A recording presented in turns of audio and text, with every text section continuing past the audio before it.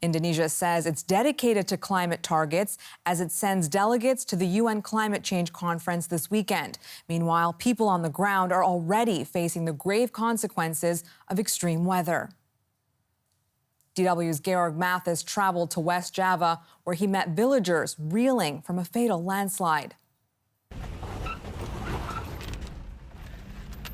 On a rainy day, this car wouldn't stand a chance here. We've traveled deep into Indonesia's tropical forest on the edge of West Java's national park. Back in January 2019, the place looked very different. After days of heavy rains, part of this hillside gave way, burying about 30 houses.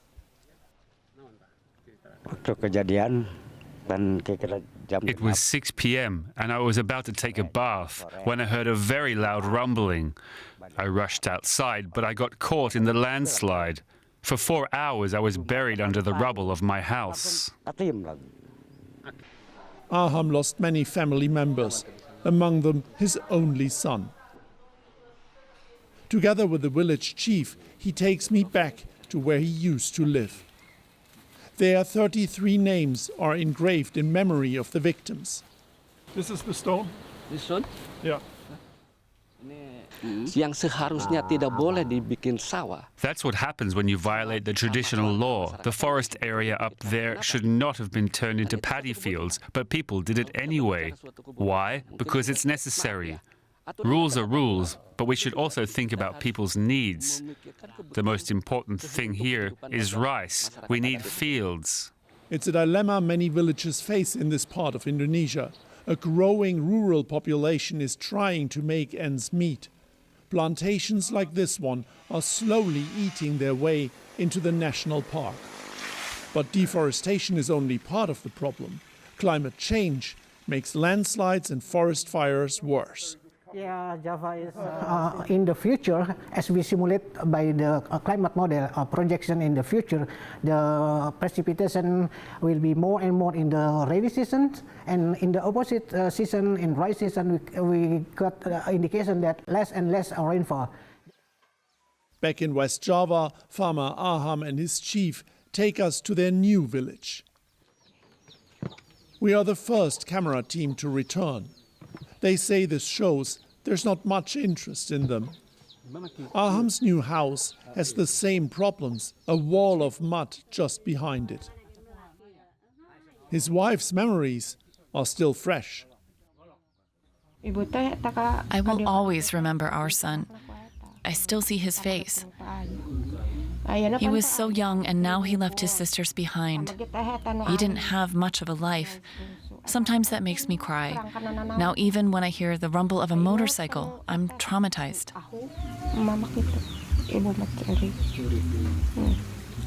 In Sirna Resmi village, everyone is worried about the next month, with the rainy season just having started.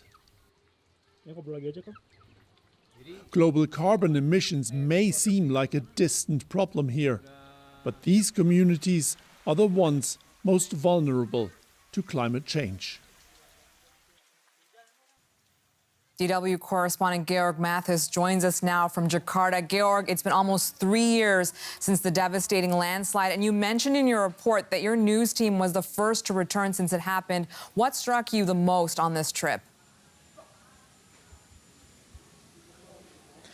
Look, what struck me most is really thinking about climate change and then traveling out there to this remote village was really how real the effect of climate change is, particularly when you talk to elders in the village. They're planting rice twice a year, and what they told me is that they can't predict the weather anymore. The weather has practically become unpredictable, and it's a very real way of seeing how climate change is impacting communities like this one.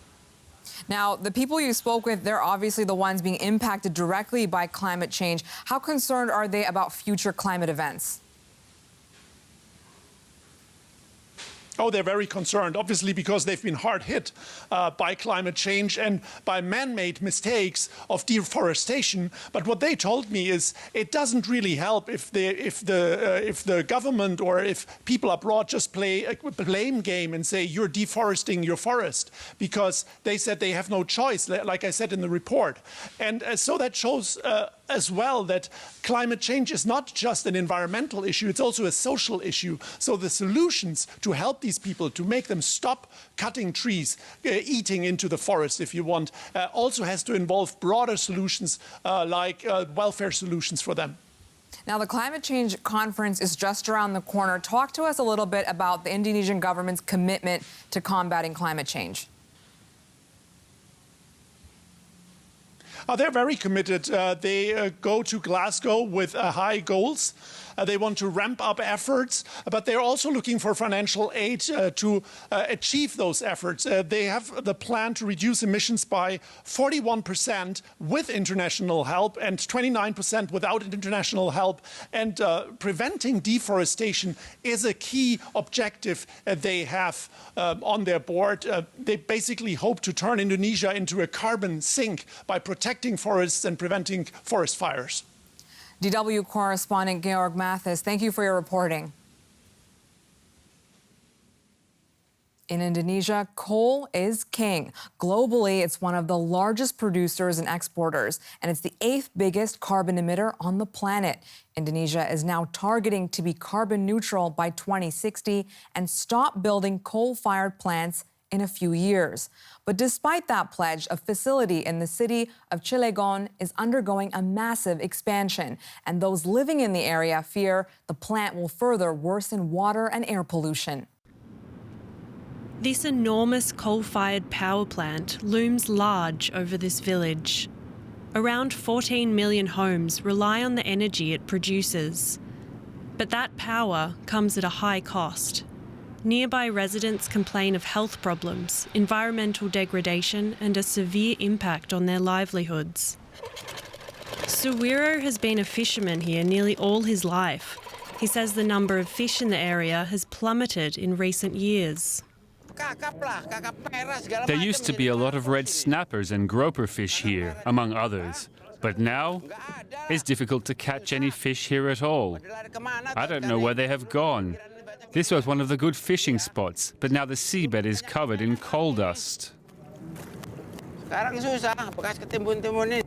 It's all part of an increasing energy dilemma. On the one hand, Indonesia needs cheap and reliable energy to sustain its growing economy. But at the same time, power plants like this one are harming the very people they were made to serve. Misnan Arula is a local resident and anti-pollution activist.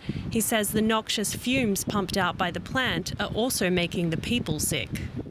Whether they like it or not, the plant is there. The local residents have no option but to adapt to the pollution, regardless of the negative effects on their lives. If they have coughing or breathing difficulties, they simply get some medication.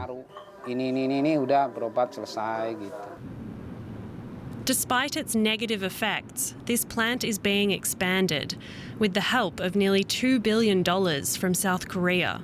In April, Seoul vowed to end funding for overseas coal projects, but the money for this power plant was handed out before that decision.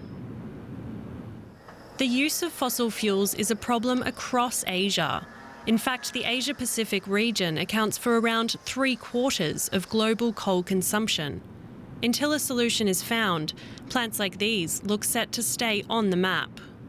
And for many Indonesians, scenes like this one behind me speak volumes about the country's problem with plastic waste. A new museum near the city of Surabaya features artwork that its founders hope will be a bit shocking. It's a plastic museum built mostly from materials used before, but only once, before it was tossed aside.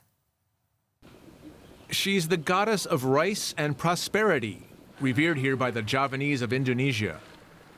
And this statue of Devi Shri is the beautiful centerpiece of a museum with ugly origins. The statue is made of plastics found in the polluted rivers and on the trashed beaches of Indonesia.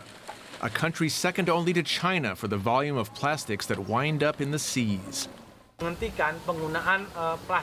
We want to send a message to the people to stop the use of single-use plastics.